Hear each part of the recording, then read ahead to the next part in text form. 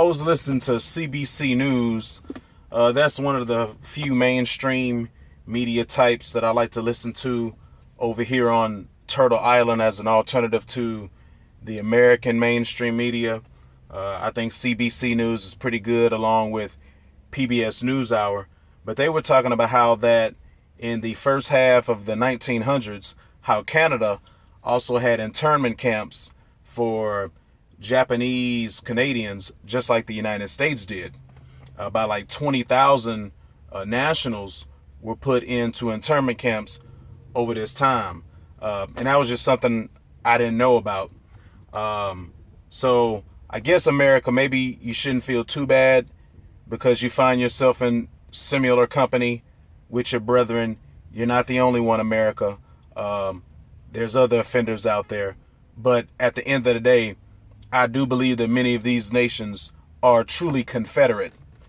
Now, one thing you need to understand at this time, in the first half of the 1900s, Canada was still part of the British Empire. It wasn't independent yet.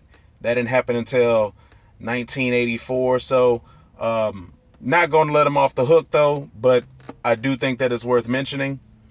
But with just all these stories that I've been hearing with Canada, you know, maybe Canada isn't as nice as they say it is. I mean, Canada may be marginally better than the United States, but it's still pretty bad. And whether if it's hearing about this or the issues that they have, even though they probably address them more with First Nations, with the indigenous people, and with the Afro-Nadians. That's what I call my fellow brothers and sisters who live up north. I call them Afro-Nadians.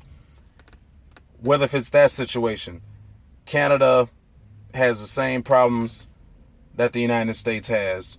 So that's the problem when you have these countries and this ideology and this mindset with this whiteism where they want to rule over everyone, control, conquest, and colonize.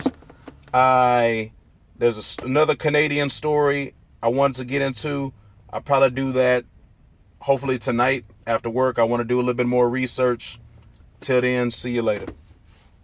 Oh, and by the way, I just wonder if Canada paid reparations to the Japanese Canadians like how the United States paid reparations also.